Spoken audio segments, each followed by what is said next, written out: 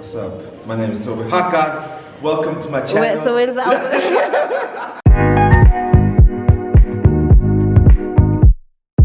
So look what Daga says. Hey, Lebo, don't do this to me, friend. Please, you live right here. I don't know why you. Yeah, I'm a man who treasures his sleep. When's the album dropping, bro? Yo, guys, don't ask me difficult questions. Let's ask you. How you feel about your exhibition? Are you excited? No? Yes? No? I'm not saying anything. It's not about me. It's not about me. Don't get that. Album is coming out in September now. Because things had to happen, you know what I'm saying? We have some great talent on there. You guys better be So ready. what would you say is the deepest difficulty about being a musician? Deepest difficulty? Yes. Well, hot damn, girl. Yes. tell the people. Oh man, deepest difficulty. Doing everything myself. I think that's the most difficult thing. Because I feel like I can't really interpret and tell people how to do things in a way that I feel will please or do my vision justice. Words. So Copyright. So what's the best thing about working at? The best thing about being a copywriter. The best thing about being a copywriter is I've always been interested in how the human mind works, and how we use words to be able to decipher our actions and what we do. So I feel like copywriting is a part of that because we're tapping into emotions and then we're getting people to do things. So it's awesome in that regard. Copywriting. Shout out though, you know what time it is. Payday all day. Okay, where do you see yourself with this copywriting? Do you eventually want to be a musician full time, or are you trying to go to New York, or I mean, is there even there is right? Oh yeah, there is. There is. Do you want to? Damn, cuz it's funny because someone was actually asking me, so what you gonna do when things pop off? Is my job, my profession, which I'm using to get money to push the music agenda. So in the overall scheme of things, I am pooling a lot of money to be able to actually put more into the music. So I don't know. So you're gonna stay. So you're gonna stay. Until further notice. I want to stay. So what if you turn in advertising? Okay. So not. I'm going to stay in advertising. Okay, how do you feel about advertising in South Africa, and what do you want to change? What do you think should change in advertising in South Africa? Oh man, we've had, this chat is always going to get brought up, but it's always about transformation. It's always about, we're always using the perspective of a minority in our country to push an agenda, and usually their point of view regarding the majority of the people in South Africa, actually Africa, is very skewed, but they only get like a little bit. So now it's always going to be the issue of transformation. Now the problem is probably the speed at which this transformation is taking place. It's always going to be an issue. And then also the people who are not moving with the times, because there's still agencies which are a tad bit behind. We're going into digital now and they're still like, let's do TV ads, let's do radio ads. And where's God? You! I went now! You! I have worked with agencies which are forward thinking and always looking towards the future, and I feel like is one of those. This nigga just want to keep his job. Yeah, man. Forward thinking, and that's it, man. It's just not necessarily a ruffling of feathers, but it's always just a shuffling that needs to happen. I don't know how it's gonna happen. I see you changed the color of your beanie. Oh, what time it is. So talking about your beanie, this is a dope jacket. I wish I could take it for myself. So what do you think about the African aesthetic of young creatives in Johannesburg? Oh man. Let's see, what shoes? Hey, okay, Nike, okay. You know what time it is. Why do I feel? I've always felt like, people should always express themselves in a way that they feel is right. Even if it's not authentic. Authenticity is subjective. It is. I'd like to believe. Of course it is. Of course it is. So, like, for example, it's that whole chat that people have been having for the longest time about whether people are authentic if they're, expressing themselves through their art in their home, in indigenous languages.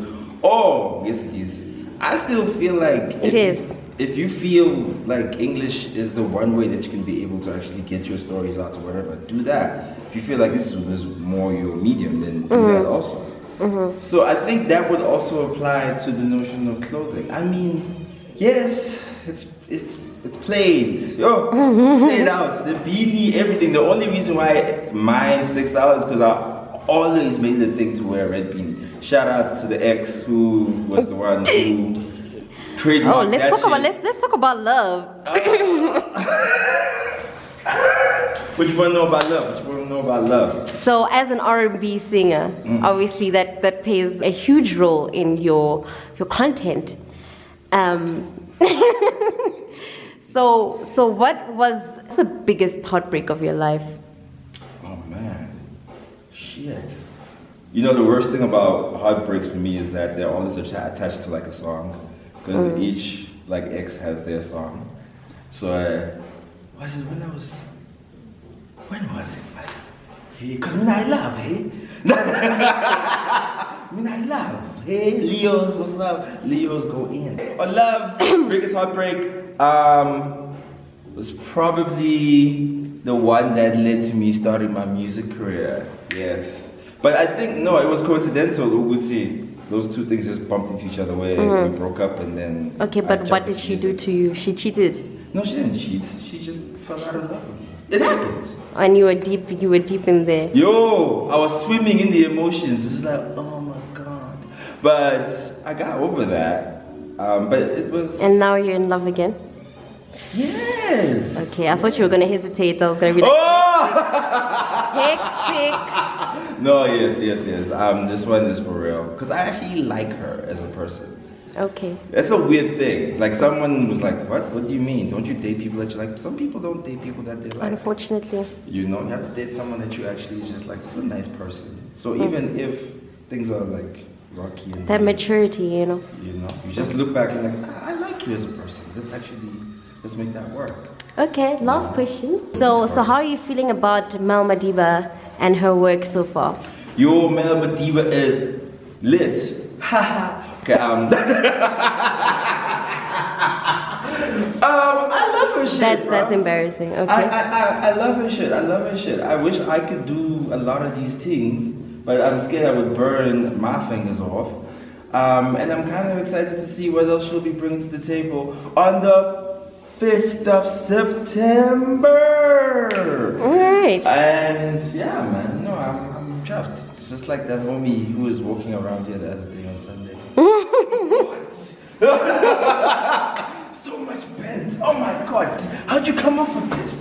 Yeah, well, so I'm pretty excited. Okay. I'll be there like a bear. Well, thanks for saying hi to my people. And tequila. Please let there be tequila. Oh my. That's your thing. I love you. Bye. Wow.